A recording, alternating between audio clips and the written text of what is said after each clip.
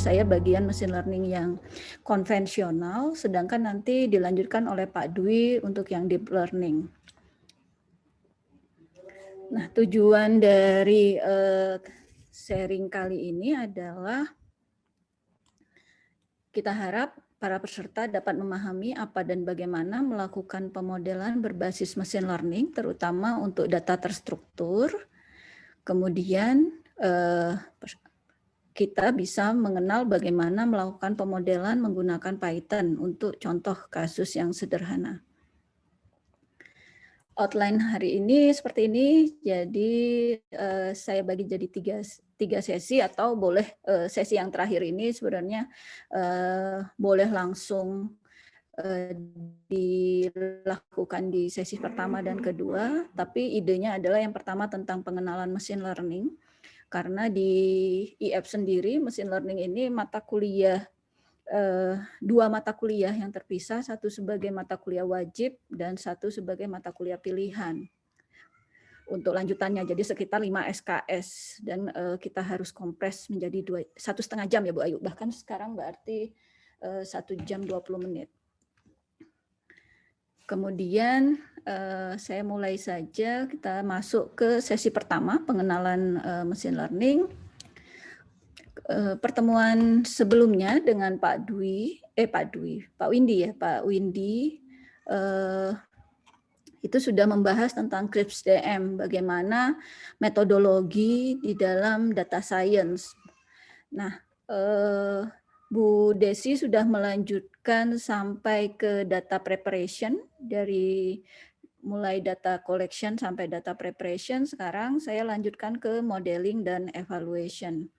Idenya di sini adalah inputnya adalah hasil dari setelah selesai disiapkan, jadi siap untuk masuk ke algoritma pemodelannya, algoritma learningnya, dan outputnya adalah model terbaik. Jadi kita akan melakukan evaluasi untuk mendapatkan model terbaik ini.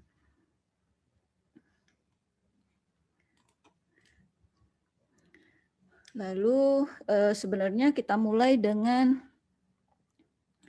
apa sih peran machine learning itu.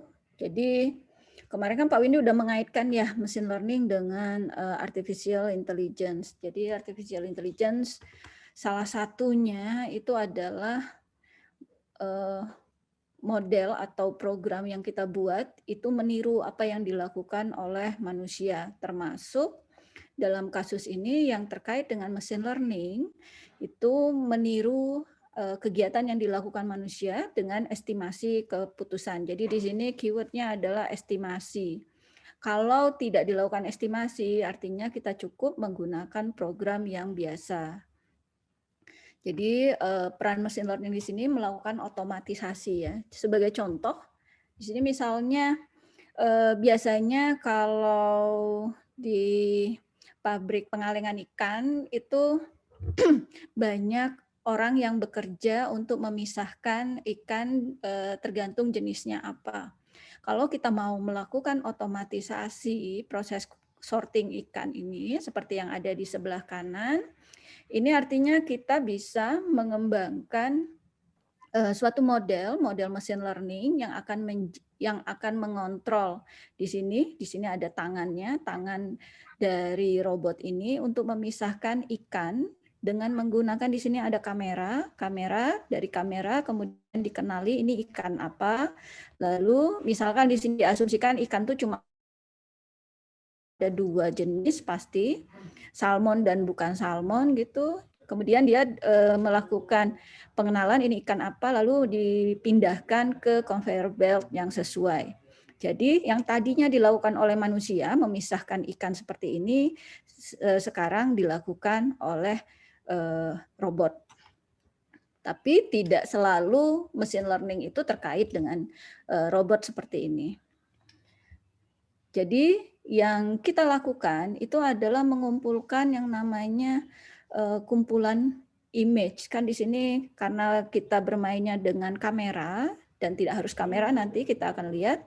Tapi dalam kasus ini adalah supaya bisa mengenali, kita menggunakan sensornya berupa kamera. Nah, Input seperti ini yang kemudian kita kumpulkan, lalu kita labeli mana yang merupakan salmon dan mana yang bukan salmon. Supaya bisa diproses oleh mesin learning, maka ada suatu proses yang namanya feature extraction, seharusnya sudah dijelaskan oleh Bu Desi kemarin. Jadi dari sini misalkan dihitung lightness-nya dari ikan tersebut, dihitung lebar dari ikan dan seterusnya. Misalkan kita mengukurnya beberapa atribut seperti ini, sehingga ujungnya tetap dalam bentuk satu tabel seperti yang ditunjukkan di depan di slide ini.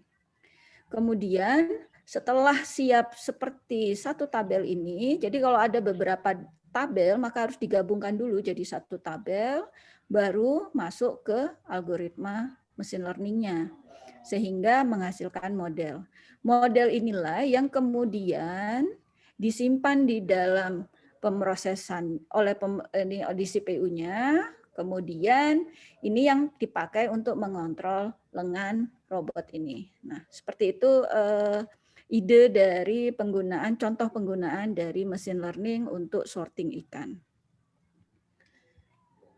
Model yang lain, kita mengestimasi keputusan bagi manusia ketika melihat suatu gambar atau suatu foto, kita bisa mendeteksi objek dengan mudah. Oh, ini ada gambar piring, ada gambar makanan, ada gambar kentang goreng, dan seterusnya.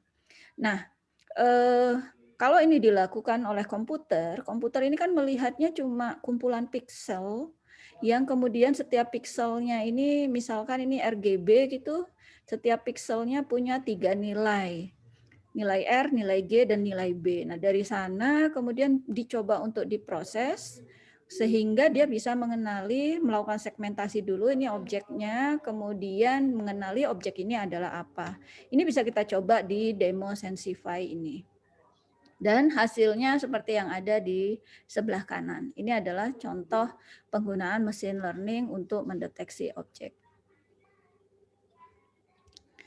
Lalu masih banyak lagi, jadi kalau misalnya kita pakai Amazon Prime Video, itu menariknya berbeda dengan Netflix ataupun Disney ataupun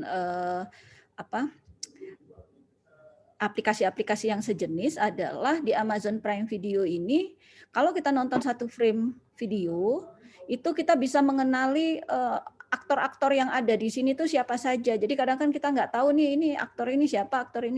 Jadi bisa dikenali langsung, ada fasilitas actor recognition ini. Atau contoh yang lebih sederhana, ini adalah TA mahasiswa beberapa tahun yang lalu. Kalau misalnya biasanya mahasiswa itu harus membuat makalah, selain membuat laporan, membuat makalah, kemudian membuat lagi poster, maka dia membuat secara otomatis poster ini dari makalah dengan menganalisis mana kalimat-kalimat yang penting dan mana yang kalimat yang tidak penting, kemudian dikelompokkan kriterianya sehingga membentuk satu poster secara otomatis. Nah, itu adalah penggunaan mesin learning, model-model mesin learning dalam berbagai kegiatan. Sedangkan mesin learning-nya sendiri itu apa? Apa hubungannya dengan AI? Kemarin rasanya udah dibahas sama Pak Windy ya, bahwa mesin learning ini adalah bidang bagian dari AI atau Artificial Intelligence, AI di sini. Kemudian nanti Pak Dwi akan menjelaskan deep learning yang merupakan subset dari mesin learning yang menggunakan spesifik artificial neural network. Secara definisi, suatu program yang kita buat itu disebut belajar dari suatu pengalaman. Di sini ada E, yang ini yang akan kemudian direpresentasikan sebagai dataset untuk suatu task dan memiliki ukuran kinerja P kalau kinerjanya itu meningkat dengan adanya pengalaman E ini. Jadi seperti mahasiswa kita lah. Kalau mahasiswa kita bilang saya belajar, tapi kemudian nilainya tidak naik, maka di sini Tommy Shell bilang belum belajar. Tapi kalau misalnya nilainya naik dengan ukuran kinerja yang sama, maka dia disebut dengan belajar. Nah, tapi pengalaman di sini jadi berbeda ya. Pengalaman di sini adalah datasetnya. Ini menurut Tom Michel tahun 98. Berdasarkan Arthur Samuel tahun 59, dia cuma bilang bahwa terbayang ya waktu itu tahun 59 seperti apa kondisi komputer gitu, kemampuan komputer.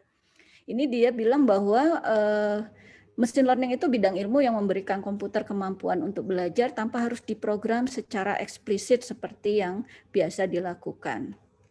Nah, tanpa diprogram secara eksplisit itu dilakukan dengan mencari pola data. Sedangkan berdasarkan AI sendiri, knowledge based system itu berdasarkan AI, machine learning itu sebenarnya adalah bagian dari knowledge based system yang melakukan prosesnya secara otomatis. Di ITB itu kan kita punya banyak pakar ya. Nah, pakar-pakar itu ada beberapa pakar yang biasa misalnya membuat sistem, misalnya program prolog gitu, untuk merepresentasikan keahliannya untuk sebagai tools di dalam mendukung keahliannya gitu. Nah, yang dilakukan itu sebenarnya, apalagi kalau bisa ngoding sendiri, yang dilakukan adalah di sini ada suatu expert system atau lebih generalnya disebut knowledge based system karena tidak harus berbasiskan expert. Ada dua komponen utama, ada yang namanya inference engine dan knowledge base. Kemarin Pak Windy juga udah menyinggung ini, di mana knowledge-nya itu didapatkan dari pakar, makanya disebut dengan expert system. Sedangkan seperti Prolog itu menyediakan inference engine. Jadi knowledge base system-nya ini kemudian karena paradigmanya deklaratif ya, kemudian dimasukkan dan dilengkapi, kelebihannya itu bisa dilengkapi selama penggunaan. Jadi kalau beda dengan program biasa yang kita harus membuat Excel, kalau di sini bisa kapan saja kita lengkapi. Nah, kemudian bedanya kalau menggunakan machine learning apa? Ternyata ada beberapa problem. Mendapatkan knowledge dari pakar, kecuali kalau kita sebagai pakar kita ngoding sendiri, itu tidak akan ada masalah ini. Tapi kalau kita menggunakan pakar sebagai narasumber, maka akan ada masalah misalnya pengetahuan yang kita dapatkan itu sulit sekali kita cerna dan kita representasikan menjadi suatu knowledge base. Ini biasanya butuh waktu yang sangat banyak dan pakarnya juga sibuk. Persoalannya seperti itu. Oleh karena itu yang lebih mudah dilakukan adalah kalau kita berikan sejumlah data dan pakarnya itu udah jago banget, maka data-data ini dengan mudah, data ini kasus ya misalnya kita punya 1000 kasus diberikan kepada pakar, diberikan keputusan oleh pakar, itu yang dipelajari masuk ke learning model. Hasil dari learning ini menghasilkan suatu model yang menggantikan knowledge base yang tadinya harus diprogram secara eksplisit. Jadi di sanalah bedanya knowledge base system yang berbasiskan machine learning. Jadi kita membutuhkan data yang dipakai untuk sebagai model. Nah, model ini sebenarnya adalah pola dari data yang akan kita lihat hari ini bagaimana mendapatkan pola dari data itu. Nah, ini ada contoh beberapa tahun yang lalu di lab kami ini kerjasama dengan teman-teman dari mesin, tapi alumni mesin. Mereka punya perusahaan yang memonitoring mesin diesel besar. Jadi biasanya kerjasamanya dengan PLN. Nah, yang mereka lakukan tadinya kita terpikir mereka lakukan itu monitoringnya sudah dilakukan. Jadi yang warna yang di belakang ini sudah merupakan produknya mereka. Yang mereka inginkan adalah beberapa kasus-kasus yang sederhana itu bisa diselesaikan dengan sistem saja. Jadi operator yang di sana, operator yang ada di lapangan bisa langsung menyelesaikan problem. Karena kalau nunggu mereka kantornya di Jakarta, kalau nunggu mereka harus ke daerah terus, mereka habis waktu untuk itu. Nah, tadinya terpikirkan akan menggunakan machine learning, tapi ternyata di ujungnya setelah 2-3 tahun melakukan kerjasama, yang mereka butuhkan itu adalah sistem pakar. Jadi tidak harus solusi dari aplikasi AI di sini menggunakan machine learning, tetapi karena mereka sudah bisa menjelaskan pengetahuan bagaimana memonitoring, bagaimana menyelesaikan problem-problem untuk mesin diesel besar, mereka sudah buatkan tabelnya, ya sudah kita eksekusi saja tabelnya, tidak perlu menggunakan machine learning. Jadi akhirnya dibatalkan menggunakan machine learning karena pengetahuan yang diberikan sudah eksplisit. Nah, kembali lagi ke machine learning. Kenapa sih sekarang semua orang pengen belajar machine learning? Kenapa machine learning itu berkembang? Banyak faktor yang menyebabkannya. Yang pertama adalah data.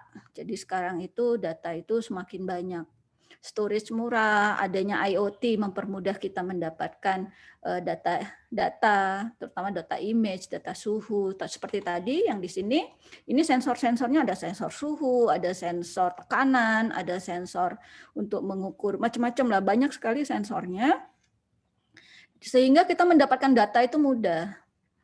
Kemudian ini yang membuat machine learning semakin banyak diandalkan saat ini karena mendapatkan data jauh lebih mudah. Selain itu, karena datanya banyak, dibutuhkan algoritma yang semakin efektif dan semakin efisien. Nah, yang ketiga adalah kemampuan komputasi. Jadi 3 hal ini membuat machine learning menjadi sangat berkembang saat ini. Sampai di sini apakah kalau ada pertanyaan silakan ya Bapak dan Ibu. Berikutnya adalah kita akan melihat tipe-tipe machine learning yang ada dan task yang mungkin dilakukan. Jadi kita bagi 3 biasanya machine learning itu. Ada yang namanya supervised learning, ada yang namanya unsupervised learning, dan reinforcement learning. Jadi di sini yang akan kita jelaskan 2 ini aja dulu, supervised dan unsupervised learning. Nah, kita lihat yang supervised learning dulu. Supervised learning itu kita bagi tasknya biasanya dibagi 2, yaitu klasifikasi dan regresi. Contoh tadi sorting ikan, ini adalah task klasifikasi. Menentukan kategori dari data masukan. Atau biasanya di email kita ada folder spam, itu secara otomatis dimasukkan oleh Google karena dia punya pola yang mana yang merupakan spam, yang mana yang merupakan email yang harus kita baca. Begitu juga tadi yang deteksi objek, itu adalah klasifikasi. Jadi memilih dari set kategori yang sudah ditentukan sebelumnya. Jadi kalaupun misalnya ikannya ada 5 jenis, maka hanya bisa mengklasifikasikan dari 5 jenis ikan tersebut. Begitu juga tadi objek. Misalnya yang terkenal sekarang misalnya YOLO. YOLO itu bisa mengidentifikasi kalau nggak salah 80 objek gitu. 80 jenis objek. Nah, dari suatu image. Jadi di sini masuk ke klasifikasi karena kita memilih dari kategori yang ada. Atau regresi. Nah, regresi ini kan sudah kita pelajari dari sejak SMA. Misalnya memprediksi harga rumah, memprediksi harga saham. Jadi yang kita lakukan adalah mengestimasi nilai dari suatu data masukan. Jadi kalau kita sudah modelkan seperti ini, ada suatu data feature-nya misalkan di suatu tempat ini, kita tinggal petakan ke fungsi tersebut. Tipe machine learning yang kedua adalah unsupervised learning. Unsupervised learning biasanya dipakai task yang dilakukan adalah clustering dan market basket analysis. Nah, yang dilakukan clustering apa? Yang dilakukan clustering ini adalah mengelompokkan data masukan secara alami. Contohnya, misalnya mendeteksi unicorn, mendeteksi startup yang akan menjadi unicorn. Jadi kita punya data puluhan ribu startup dan misalkan pemberi dana yang memiliki dana. Kemudian kita bisa mendeteksi pola-pola seperti apa yang merupakan startup unicorn. Nah, ini sudah dilakukan oleh Bank Sentralnya London kalau nggak salah. Mereka melakukan K-means dan aglomeratif untuk mendeteksi unicorn dan cukup bagus hasilnya. Tas yang lain adalah market basket analysis. Market basket analysis ini kalau kita belanja misalnya ke supermarket, ada beberapa barang yang sebenarnya dia itu nggak satu kategori tapi didekatkan oleh di etalasenya. Maka sebenarnya manajernya itu memiliki prediksi atau melakukan estimasi bahwa kalau orang beli ini maka dia juga membeli barang yang lain. Tetapi bisa juga ini jadi strategi untuk penyusunan barang.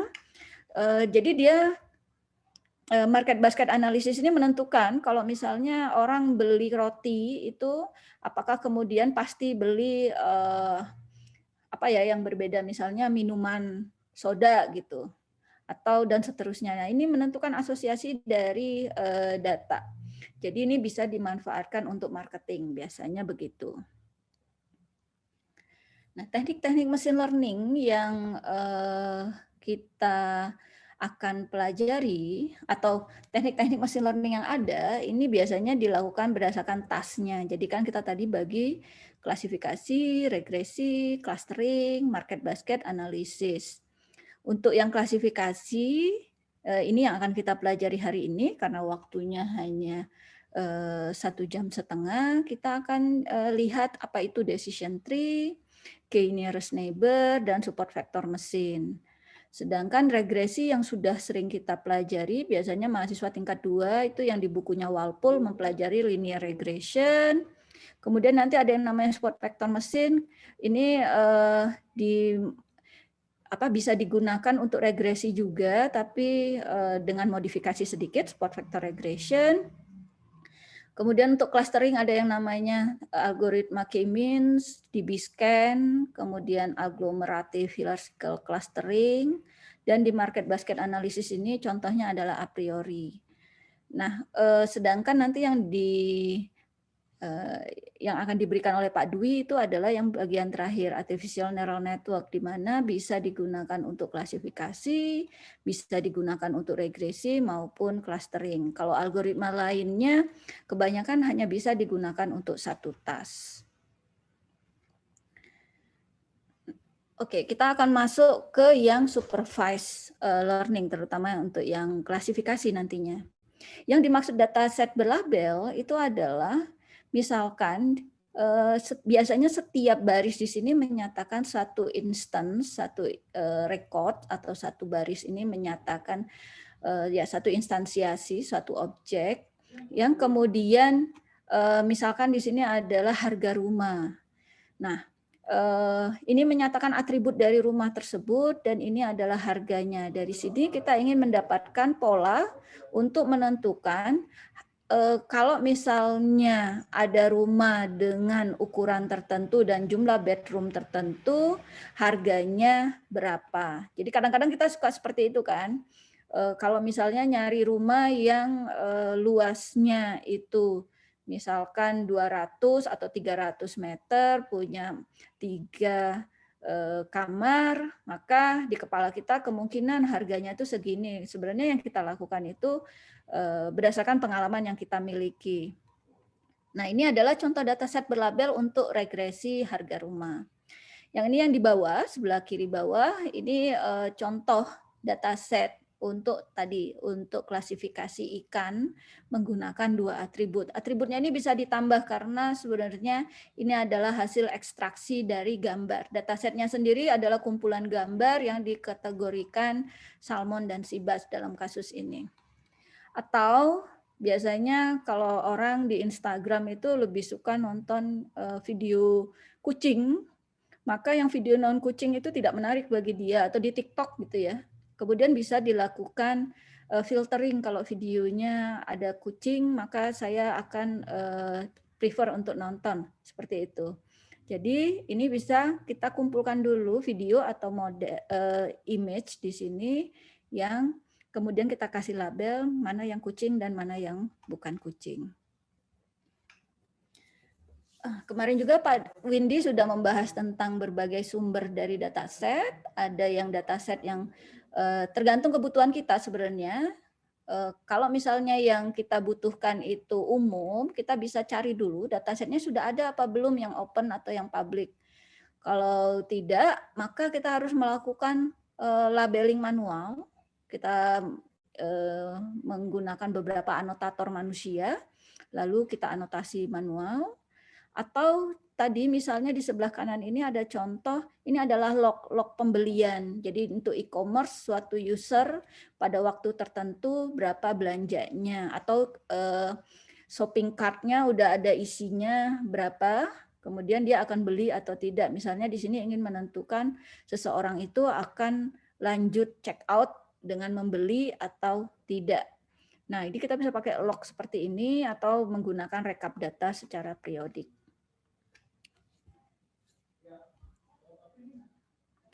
Kemudian berikutnya adalah untuk pemodelan mesin learning-nya. Nah, sekarang baru masuk ke inti dari materi kita. Pemodelan mesin learning-nya, misalkan di sini kita bicara pembelajaran dengan supervisi. Jadi kita butuh data berlabel.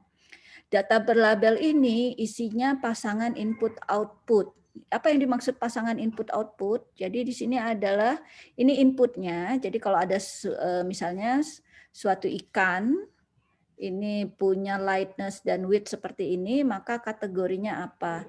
Nah, kategori ini yang merupakan output. Sedangkan yang di sebelah kiri ini adalah atribut-atribut untuk objek yang sedang diamati. Jadi ini adalah dataset berlabelnya. Dataset berlabel seperti ini sudah termasuk merupakan data terstruktur. Tetapi sebenarnya data itu kebanyakan tidak terstruktur. Ada data gambar, seperti yang tadi, kumpulan gambar yang kemudian dilabeli, atau datanya berupa teks. Atau kalau Bu Desi itu kemarin keahliannya adalah speech, datanya berupa kumpulan audio gitu. Nah, untuk data-data yang tidak terstruktur seperti ini, harus dilakukan dulu ekstraksi fitur. Lalu sama seperti kemarin, setelah dilakukan ekstraksi fitur bentuknya seperti ini, kita lakukan dulu preproses dan persiapan. Sehingga kita siap mendapatkan dataset yang siap dilakukan pemodelan, lalu kita masukkan ke algoritma mesin learning-nya, lalu kita dapatkan model. Selesai. Seperti itu yang kita lakukan. Nah, sampai di sini apakah ada pertanyaan Bapak dan Ibu sebelum kita masuk ke detail tentang materi dengan Python-nya? Saya terlalu cepat nggak ya ngomongnya ya?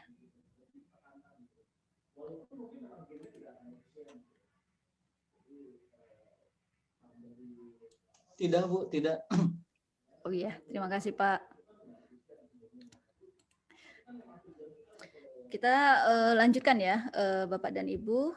Apakah tadi yang saya share di chat itu sudah di-download oleh Bapak dan Ibu sekalian? Mungkin bisa di-download atau dilihat saja ya? Bisa di-download nggak, Pak? Bisa, Bu. Bisa. Bisa ya, bisa dicoba untuk dijalankan. Kalau misalnya mau dijalankan di bagian drive-nya itu diganti data dir-nya. Nah, saya akan coba jelaskan datasetnya dulu. Dataset drug 200 ini, saya pakai dataset yang sederhana. Tadinya sudah disiapkan yang credit card, tapi menurut saya cukup kompleks karena langsung ke sampling, jadi kita mau ke mesin learning-nya dulu. Jadi dataset drug 200 ini terdiri atas 200 instance dengan 6 atribut, di mana 5 atributnya ini yang merupakan feature-nya, sedangkan 1 atributnya adalah atribut target drug. Jadi ini yang merupakan kelas yang akan kita pelajari.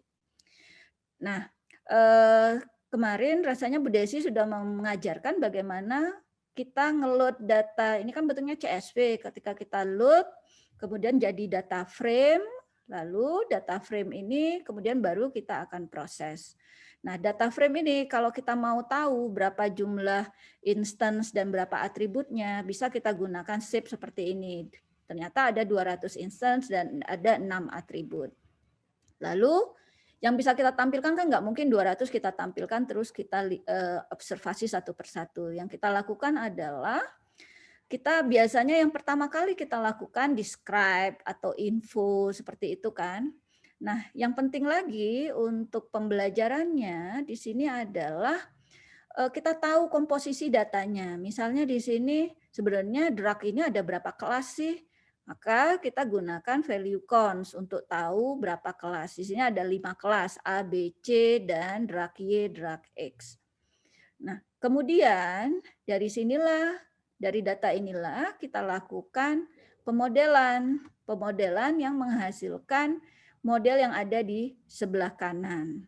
Model yang sebelah kanan ini disebut dengan decision tree yang akan saya jelaskan setelah slide ini. Model ini karena datanya ada 200 tidak dibangun dari 200 data karena di dalam pemodelan kita butuh yang namanya test data dan validation data. Jadi kita bagi lagi datanya, nanti saya tunjukkan yang kita pakai untuk dataset ini hanya 128 data dan kita lihat komposisi datanya seperti ini. Jadi karena supaya bagus, biasanya kita lakukan stratified waktu melakukan split data, sehingga komposisi kelas yang ada di awal sama komposisi kelas yang ada pada saat train, validasi, sama tes itu akan sama. Nanti saya tunjukkan.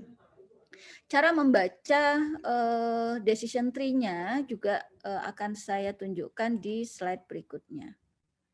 Nah, yang pertama, kita akan pelajari 3 algoritma saja. Banyak sekali algoritma yang ada. Kalau sklearn itu menyediakan sampai 9, minimal 9 kelompok algoritma.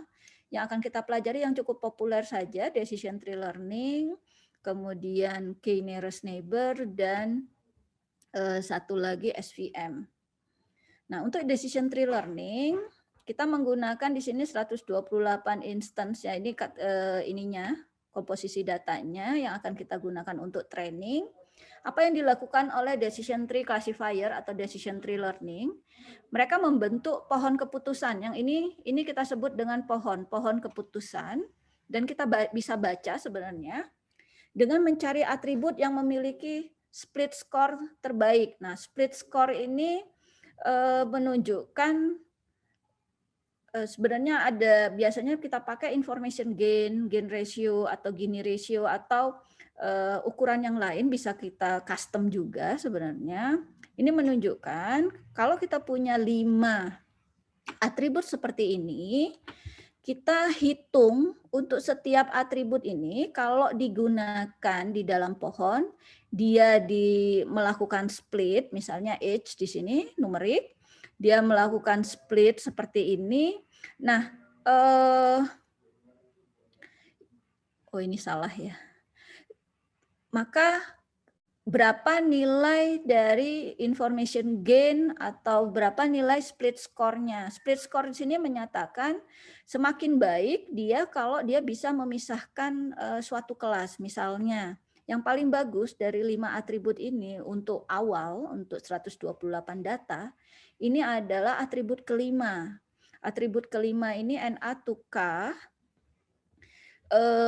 kita tentukan misalnya splitnya ini sebenarnya ada algoritmanya, misalkan kita anggap saja sudah ditentukan splitnya adalah 14,8, dia bagi 2, yang lebih kecil sama dengan 14,8 dan lebih besar dari 14,8.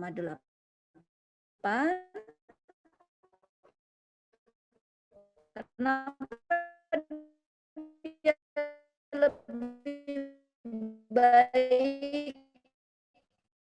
Karena ketika dari data yang kita pakai untuk training. Jadi bisa kita lihat di sini tadinya 13, 12, 9, 29, dan 65. Di sini menyatakan 13 ini kelas drag A, 12 ini adalah kelas drag B, 9 ini adalah kelas drag C, 29 drag X, dan 0 ini adalah drag Y. Ketika di awal ini kan semuanya jadi satu sama dengan 128 instance. Nah, dengan NA to K dia bisa memisahkan drag Y. Untuk yang lain belum ada yang berhasil memisahkan menjadi satu kelas khusus. Apakah harus Y? Tidak harus. Apapun kelas yang manapun yang bisa dipisahkan itu membuat nilai split score-nya menjadi tinggi. Nah, kalau kita lihat, misalkan tadi kita sudah memilih Na2K ini yang akan digunakan sebagai akar dari pohon kita.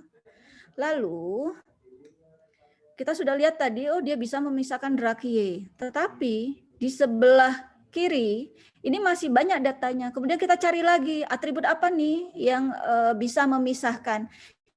Jadi yang data Drachie yang 65 itu sudah dihapus dulu dari dataset kita untuk pembentukan pohon yang ada di sebelah kiri. Jadi pembentukan pohon ini dilakukan secara rekursif Bapak dan Ibu. Jadi kalau misalnya yang sebelah kanan ini sudah selesai, yang sebelah kiri tidak akan memproses lagi yang di sebelah kanan. Nah, kemudian kita hitung lagi age, sex, BP, kolesterol, Na2K. Dihitung mana yang kalau dipakai bisa memberikan split score yang paling tinggi. Nah, dalam kasus ini adalah BP. Beberapa algoritma standar ketika suatu atribut sudah dipilih di dalam suatu path, ini dia tidak akan dipilih lagi. Tapi di sklearn yang diimplementasikan ini adalah algoritma yang namanya CART. Ini boleh dipilih lagi, nanti bisa kita lihat ada beberapa atribut yang berulang dipilih pada part yang sama. Nah, untuk yang kedua ini ternyata BP yang memberikan nilai tertinggi, kemudian lebih kecil sama dengan 0,5, ini masih harus mencari lagi atribut. Jadi dia belum bisa menentukan kelas apa. Jadi kita cari lagi atribut yang lain, kemudian kita dapatkan age di sini. Lalu ketika kita menggunakan age dengan split minus 50,5, kalau ke kiri, kalau nilainya lebih kecil sama dengan 50,5, ini adalah drag A. Keputusannya kalau lebih besar dari 50,5 ini adalah drag B. Begitu juga yang di sebelah kanan ini dilakukan lagi rekursif prosesnya. Kita pilih kolesterol, ternyata ketika dipilih kolesterol dengan splitnya 0,5 dia bisa langsung memisahkan drag X. Tapi untuk yang lebih kecil sama dengan 0,5 masih belum bisa dipisahkan. Kita pisahkan lagi di sini drag C dan drag X. Nah, yang warna merah ini disebut dengan daun, sedangkan yang di sini adalah simpul internal. Seperti itu, Bapak dan Ibu sekalian. Apakah bisa diikuti ya? Nah, cara menggunakannya, bagaimana cara menggunakannya untuk prediksi? Kita melakukan yang namanya penelusuran pohon keputusan. Misalkan data kita tadi punya 5 atribut. Kemudian kita sudah tentukan 23, 0, 0, 0, 10. Nah, di sini kenapa angka semua? Karena nanti kita harus melakukan preparation untuk data-data yang bukan angka, 3 kolom ini. Kalau yang drag nggak masalah, untuk 3 kolom ini, maka kita harus jadikan dia sebagai atribut yang bernilai numerik.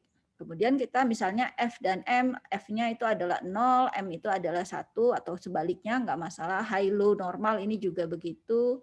Begitu juga untuk yang kolesterol.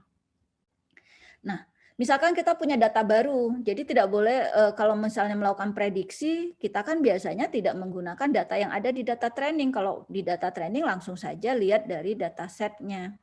Maka kita tambahkan data baru, misalkan di sini 23, 0, 0, 0, 10. Nah, kalau secara konsep sebenarnya gambar pohonnya itu seperti ini adalah nama atributnya.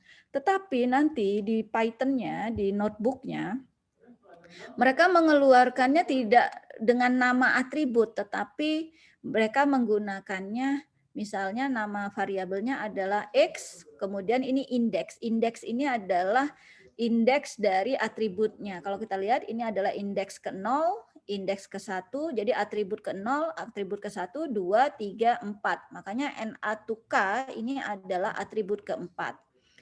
Nah, kalau kita lakukan penelusuran dari data ini, kita lakukan penelusuran. Misalnya, kita pasti mulainya dari akar yang paling atas.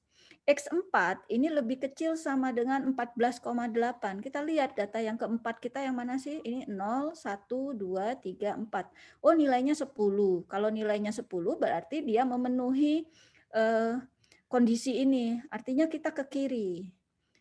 ternyata belum bisa memberikan keputusan. Dia harus ngecek atribut kedua. Atribut keduanya apakah lebih kecil sama dengan 0,5. 0, 1, 2. Oh, nilainya 0. Masih lebih kecil. Kita ke kiri lagi. Atribut ke-0, apakah lebih kecil sama dengan 50,5. Nilainya adalah 23, berarti masih memenuhi juga. Sehingga kita ke daun nih. Kalau sudah entropi sama dengan ini adalah daun. Sudah tidak ada atribut yang diperiksa lagi. Daun ini menyatakan dia keputusannya adalah kelas drag A. Seperti itu. Oleh karena itu nanti yang dikeluarkan oleh Python-nya itu tidak diberikan pohon penelusurannya, tetapi dia langsung berikan prediksinya menghasilkan kelas drag A. Tapi kalau misalnya saya tidak mau langsung, tapi maunya peluang. Nah, itu bisa kita lakukan. Kalau tadi pakai predik, nanti kita pakai predik proba. Di sini kita bisa menghasilkan peluang, dan ini tidak hanya berlaku untuk decision tree saja, berlaku untuk semua algoritma pada sklearn. Jadi, kita di sini mau mendapatkan peluang-peluang dari setiap kelas. Untuk kasus ini kebetulan saja peluangnya adalah 1 dan yang lainnya 0. Bisa saja dalam beberapa kasus dia menghasilkan yang tidak 1 dan 0 seperti ini, tetapi angka-angka yang kemudian kalau dijumlahkan sama dengan 1, nanti yang diberikan sebagai hasil prediksi adalah peluang tertinggi. Seperti itu Bapak dan Ibu sekalian. Apakah ada pertanyaan untuk decision tree classifier-nya? Sederhana ya Bapak dan Ibu ya. Oke, kalau tidak ada, kita ke KNN, K nearest neighbor. Disebut juga lazy learner. Disebut juga neighbor based classification atau instance based learning atau non-generalizing learning. Ini saya dapat secara umum sih sebenarnya instance based learning kelompoknya, tapi ini saya dapatkan di manualnya sklearn disebut juga dengan nama-nama ini. Nah, yang dilakukan oleh K nearest neighbor berbeda dengan decision tree learning tadi, tidak ada model internal, yang dilakukan hanyalah menyimpan data. Data ini disimpan saja, itu adalah fit-nya.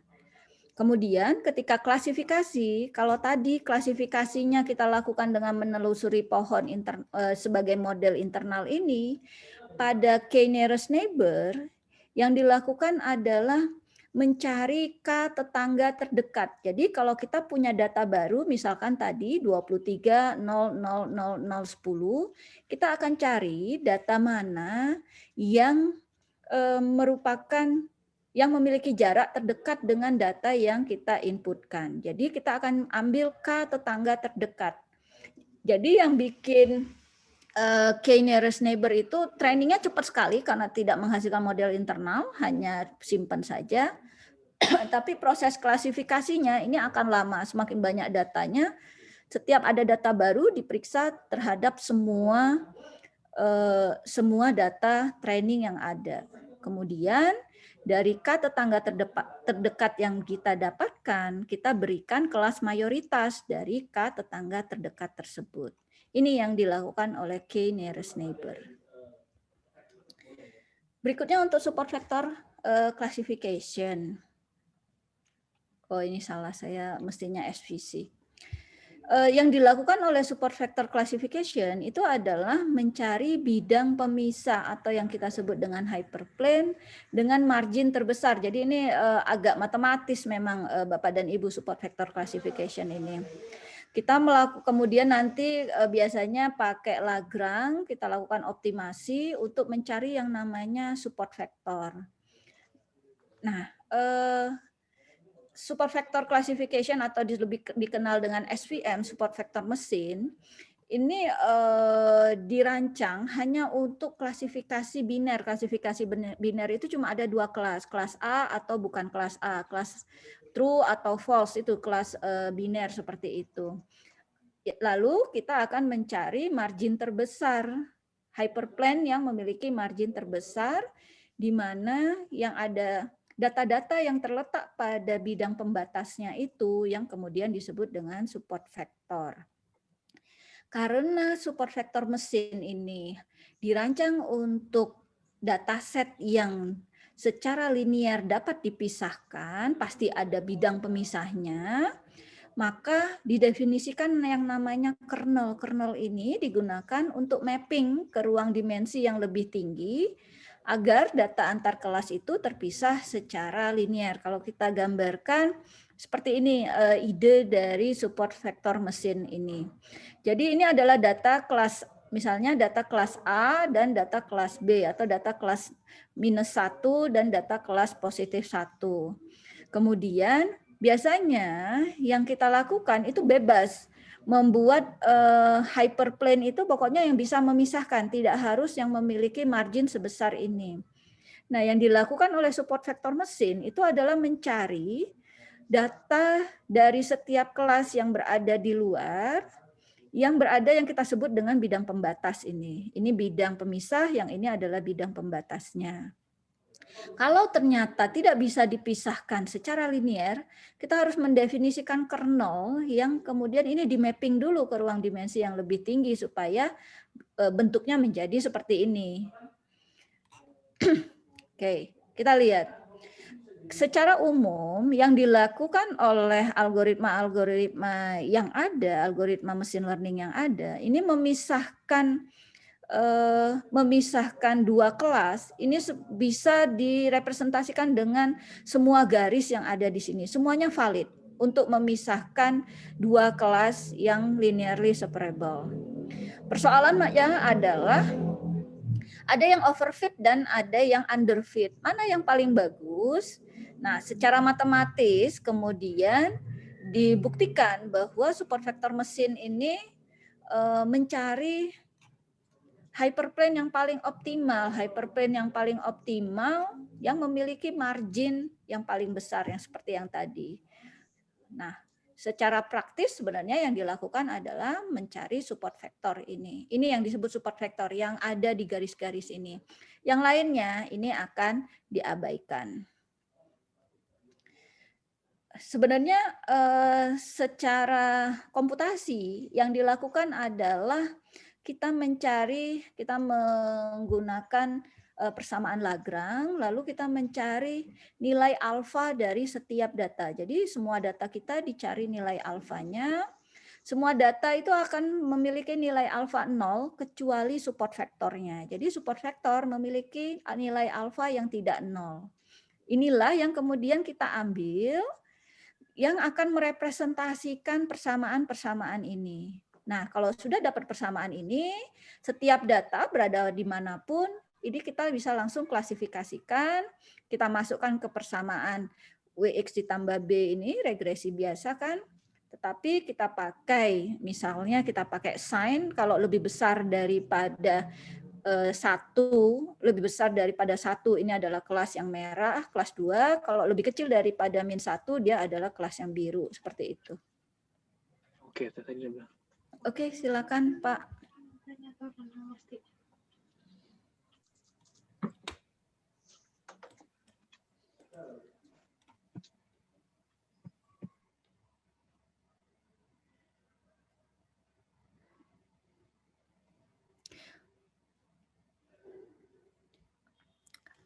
Ada pertanyaan? Halo, Pak?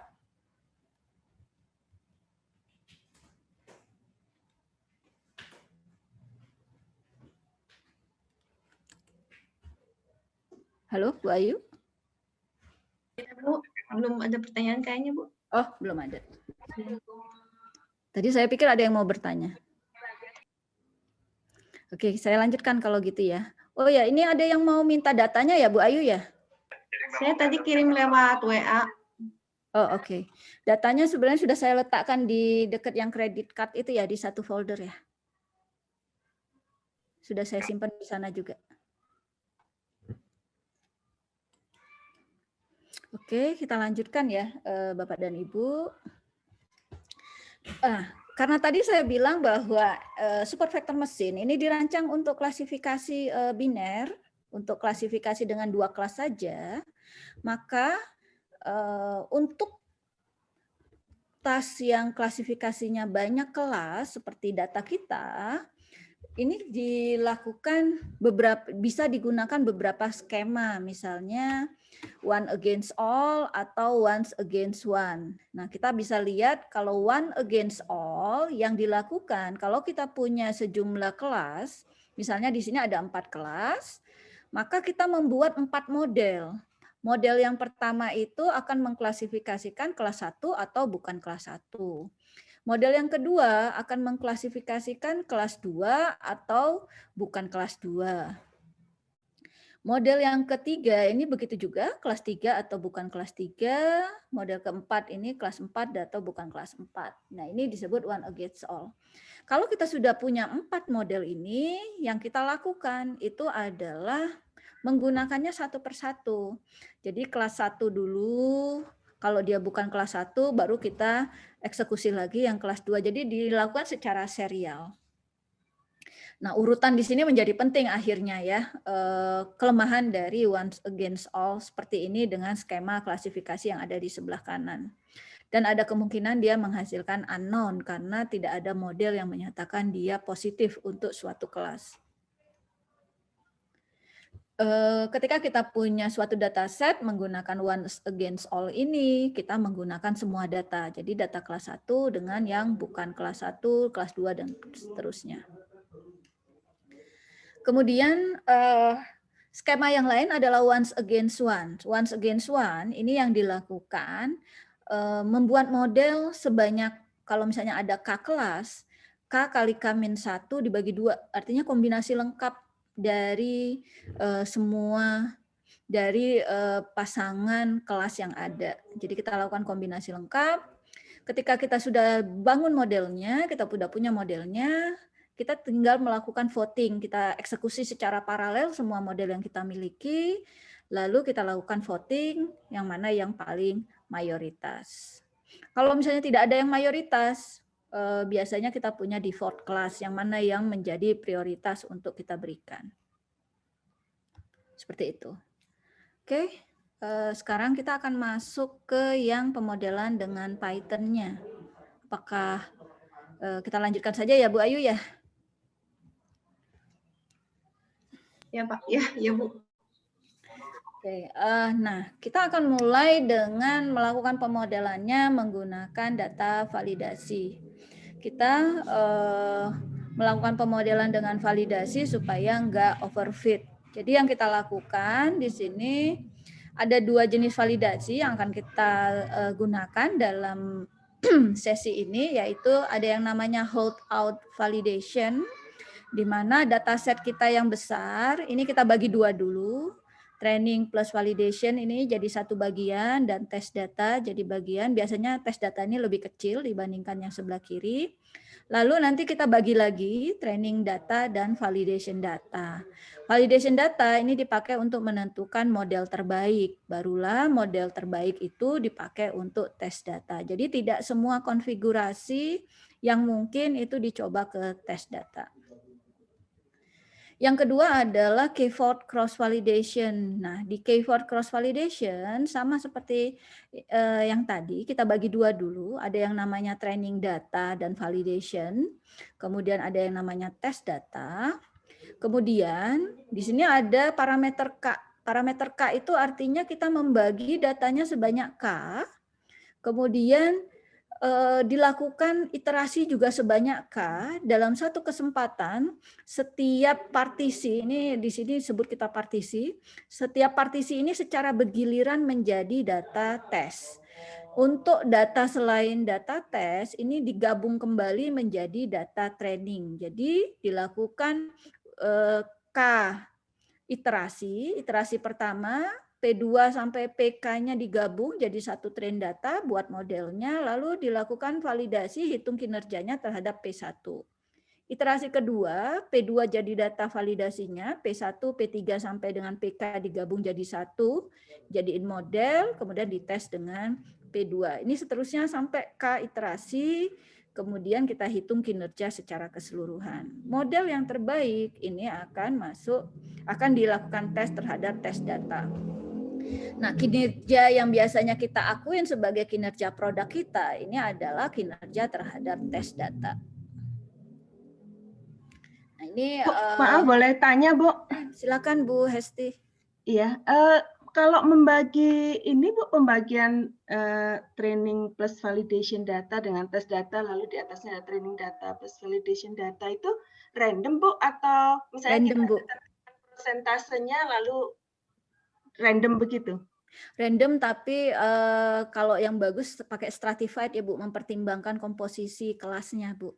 Jadi misalnya tadi komposisi datanya kan beda-beda. Yang kelas 1 sampai kelas 5, kita punya 5 kelas ya Bu. 5 kelas itu kan beda-beda jumlah datanya. Maka kita atur supaya dia sama komposisinya, di training, divalidasi, sama di tes. Kemarin yang nggak boleh imbalance kemarin ya Bu ya? Atau lain lagi? Bisa Bu, bisa berkaitan dengan itu Bu. Ketika imbalance, kan sebenarnya data kita yang ini, yang saya lanjutkan, bentar ya Bu. Saya lanjutkan sedikit. Datanya seperti ini ya Bu. Data yang kita akan gunakan yang drag ini untuk B dan C-nya jauh lebih sedikit dibandingkan Y dan X. Nah, kita akan membaginya menjadi train, validasi, dan tes dengan komposisi yang sama, Bu. Jadi setiap set di sini ini punya proporsi, misalnya di sini kan saya bagi train plus validation ini 80%, test setnya 20%. Nah, ini sekitar dari 91 sekitar 18, seperti itu Bu. Apakah misalnya ini data ini ada errornya begitu ya Bu ya? Ada ini nggak Bu, misalnya yang dijadikan training set itu yang errornya bagaimana, lebih bagus atau lebih ini gitu? Tidak ada ya? Tidak Bu, random Bu. Random ya? Ya. Oke. Atau mungkin nanti biasanya kita tahu errornya itu kan setelah divalidasi dan di testing ya Bu ya, baru ketahuan berapa errornya nanti. Oh, maksud saya kalau misalnya datanya itu berupa data eksperimen kan biasanya ada errornya.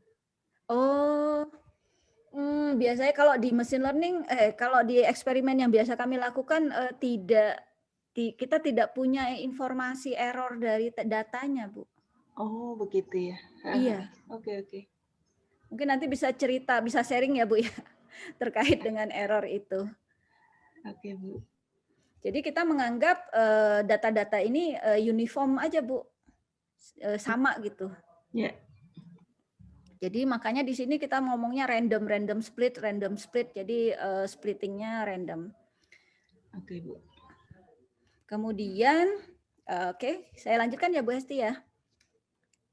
Silakan Bu. Nah, yang akan kita lakukan ini tadi kita akan mengeksekusi pemodelan dengan validasi seperti ini. Kita gunakan data drag 200 yang tadi 200 data. Kita akan melakukan eksperimen kecil untuk mendapatkan model terbaik dari beberapa teknik learning yang konvensional yang sudah kita pelajari tadi.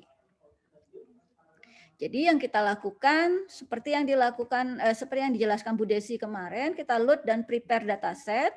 Untuk kasus ini kita load jadi data frame, my data ini adalah data frame, ini nama filenya.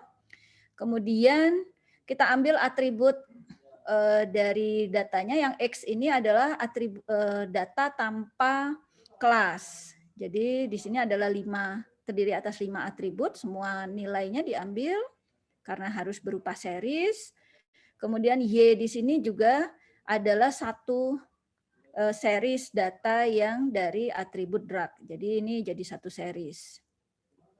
Kemudian tadi saya bilang untuk kalau kita eksekusi langsung dia akan error karena di sini ada data discrete nih atau data kategorikal, atribut kategorikal, harus kita encoding dulu. Misalkan di sini kita sederhanakan, kita gunakan label encoding, bukan yang one hot encoding gitu. Nah, kita fit dulu. Jadi kita menggunakan di sini preprocessing punyanya Scalar, label encoder, kemudian kita fit terhadap atributnya, lalu kita apply terhadap data kita. Ini kita lakukan untuk 3 atribut yang merupakan atribut kategorikal. Untuk yang BP, untuk yang kolesterol juga. Jadi ini setelah siap datasetnya, kita sudah lakukan hal yang sama, maka kita mulai melakukan split. Yang pertama adalah kita split 2 dulu. Jadi dia punya yang namanya train test split. Ini adalah suatu fungsi yang disediakan di Scikit-learn. Train test split, ini kita sudah punya X tadi, dan Y, ini kumpulan atribut, dan yang ini adalah satu kelas, jadi series kelas. Kita menentukan misalnya tes kita adalah 0,2 dan train plus validation-nya 0,8. Kemudian supaya komposisi kelasnya sama, kita pakai stratify, ini adalah berdasarkan data Y. Seperti itu. Kemudian setelah kita dapat ini training dan validation data, kita bagi 2 lagi kan. Kita split lagi, misalkan ini angkanya bebas, tapi biasanya 0,9, 0,1 atau 0,8, 0,2. Kita bagi juga train test split lagi, tapi yang jadi parameter adalah X train dan Y train. Test size-nya adalah 0,2. Sama di sini stratify-nya adalah Y train. Karena kita bagi berdasarkan data trainingnya. Jadi kita sudah punya tes, X test set, X train set, dan X validation set. Jadi kita sudah punya 3, 1, 2, dan 3 set data. Nah, seperti yang saya sampaikan tadi, yang kita gunakan di sini adalah stratify. Yang kita gunakan stratify, train dan validation 80%, tesnya adalah 20%. Kita lihat misalnya tes, drug X itu adalah 54, 20%-nya 11 misalnya. Tidak persis sama, tapi dia mencoba mengkomposisinya berbasiskan jumlah data ini. Yang mana yang dipilih, itu dipilih secara random. Jadi proporsinya, komposisinya seperti ini. Nah, lalu kita masuk ke pemodelannya. Nah, kalau pemodelannya sih sebenarnya sederhana. Kita tinggal panggil decision tree classifier-nya. Kita masukkan dulu ini library-nya from Scikit-learn tree, import decision tree classifier. Kemudian misalkan tidak mau menggunakan parameter, artinya dia akan pakai parameter-parameter default yang ada. Tapi misalkan di sini saya pakai entropi misalnya, kemudian maksimum depth-nya saya batasin 4 supaya bisa ditampilkan sebenarnya. Kemudian jangan lupa ini baru instansiasi objeknya, decision tree classifier. Kita harus fit. Ini drug tree ini adalah objek yang dihasilkan dari kelas decision tree classifier. Kita fit terhadap data training dan data training X dan Y-nya. Pasangan input output-nya. Nah, kita sudah dapat model yang kita sebut dengan drug tree. Begitu juga untuk yang KNN. Jadi ini sama berlaku untuk semua classifier yang ada pada Scikit-learn yang banyak itu.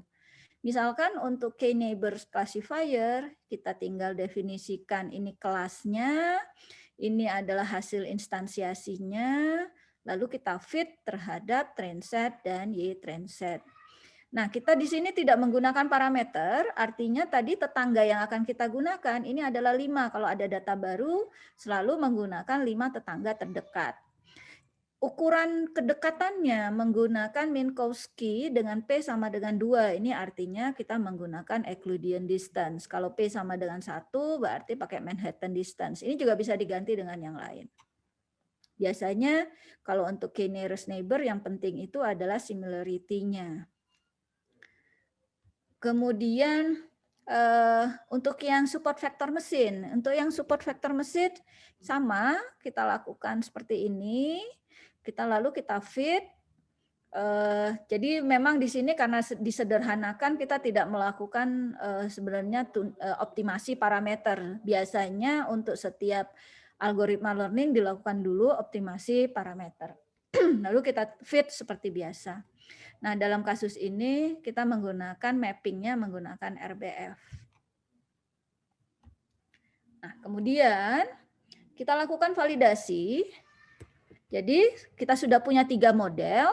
Sekarang kita akan menggunakan validation set untuk menentukan kinerja dari model yang kita miliki. Tadi kita punya drug tree, drug KNN, dan drug SVC. Nah, kita prediksi nilai dari validation setnya kita, X validation set, kita panggil predict, ini drug tree ini objek yang kita punya tadi, model yang kita punya, kita panggil method predict, kemudian parameternya adalah validation set. Ini berupa series, dihasilkan series nilai sebanyak validation set kita. Data kita di sini ada validation itu 32, jadi 0,2 dari 0,8, jadi 32 data. Untuk data decision tree kita, ternyata ini ada yang namanya confusion matrix. Ini confusion matrix yang membandingkan antara validation set dengan prediction tree. Jadi kalau kita lihat ini bagus banget, ideal sekali. Akurasinya 1 untuk validation set. Jadi tidak ada yang salah diklasifikasikan, semua berhasil diklasifikasikan untuk validation set ini. Padahal data kita ada 32 dan ini tidak overlap dengan training data kita. Jarang sebenarnya ada model yang kemudian bisa menghasilkan nilai 1, akurasi 1 seperti ini.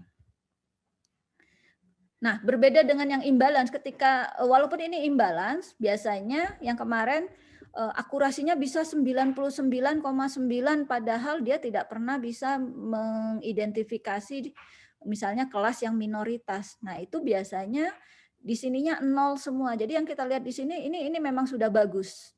Semuanya adalah berhasil diklasifikasikan dengan benar. Termasuk untuk kelas-kelas minoritas. Di sini ini 3 ini adalah kelas minoritas. Dan akurasinya 1. Kemudian untuk KNN. Untuk KNN kita lakukan cara yang sama, kita panggil modelnya, kita predik terhadap validation set, kemudian kita ambil confusion matrixnya seperti yang ada di sini, yang diwarnai merah ini yang salah, sedangkan yang ada di diagonal ini yang benar diklasifikasikan. Akurasinya ini adalah 0,59, jadi nggak begitu bagus. Biasanya kalau nggak begitu bagus gini kita optimasi lagi, mungkin K-nya terlalu kecil atau terlalu besar, kita cari K yang paling tepat. Untuk support vector classification ini di tengah-tengah antara decision tree dan KNN. Jadi, di sini harusnya drug SVC dan harusnya ini sudah benar. Drug SVC, saya ubah aja ya, biar nggak salah. Salah copy tadi berarti.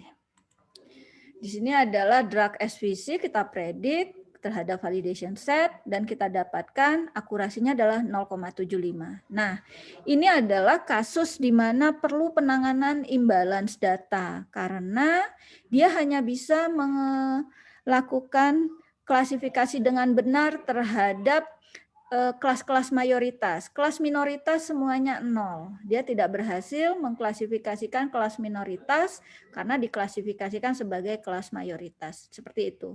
Ini yang perlu penanganan imbalance data.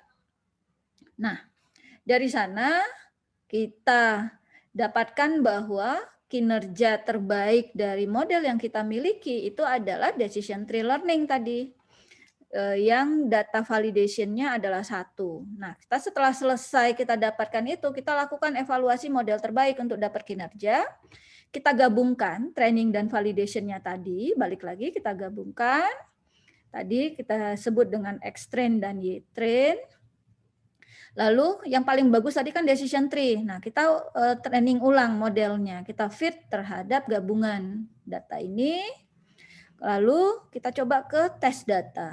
Ternyata memang akurasinya tetap bagus. 1, akurasinya adalah 1 untuk tes data pun. Jadi ini bisa kebetulan karena biasanya decision tree learning ini suka overfit. Tapi memang kadang-kadang bagus untuk data drug ini ternyata dia bagus sekali performance-nya. Yang berikutnya, apakah ada pertanyaan Bapak dan Ibu? Sebenarnya ini satu sesi hold out sudah selesai. Berikutnya kita akan coba yang ke K-fold. apakah ada pertanyaan sebelum saya lanjutkan? Tidak ada ya? Nah, untuk yang K-vote cross validation yang dilakukan seperti yang saya jelaskan tadi, kita split tadi bagi 2, training dan tes. Lalu kita menggunakan di sini stratified K-vote, kita split misalnya K-nya itu adalah 5. Lalu kita bentuk modelnya. Decision tree classifier dengan data kita hitung cross file score-nya di sini. Kalau tadi kan model titik fit kan, kalau sekarang kita lakukan cross file score. Model ini adalah objek dari decision tree-nya, nanti kita ganti juga dengan KNN dan SVC. Yang kita pakai adalah X-train dan Y-train yang gabungan antara training dan validation. Nanti dia akan di dalam cross file score ini dia melakukan proses partisi yang kita bahas ini. Dari sini, lalu kita lihat akurasinya. Kalau decision tree classifier, ternyata dengan K-vote cross validation tetap tinggi 0,98 dengan standar deviasinya 0,015. Sedangkan KNN dan SVC ini 0,71 dan 0,64. Nah, K-vote cross validation ini kalau datanya sedikit biasanya lebih cenderung untuk digunakan dibandingkan yang hold out. Hold out itu lebih banyak dipakai untuk data yang besar. Nah, kemudian kita lakukan hal yang sama, yang terbaiknya itu sama ya, decision tree learning, kita lakukan tes, pasti hasilnya kita bentuk lagi model yang menggunakan data training dan validation, kemudian kita prediksi data tesnya dan hasilnya sama satu.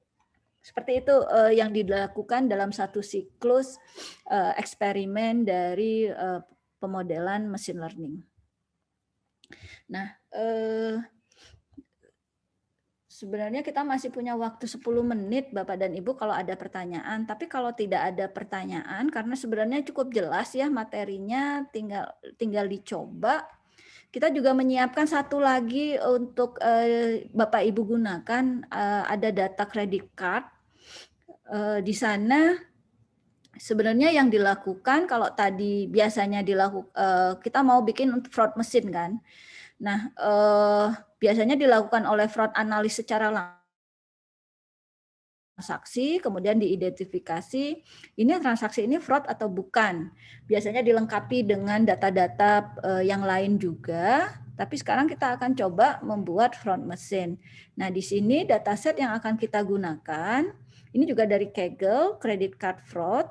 Ini sangat imbalance, jadi 284.000-nya negatif, 492-nya data positif, data fraud-nya. Jadi ini sangat-sangat kecil. Nah, di dalam IPYNB yang diberikan itu ada contoh samplingnya, ada yang undersampling, ada yang oversampling, dan seterusnya.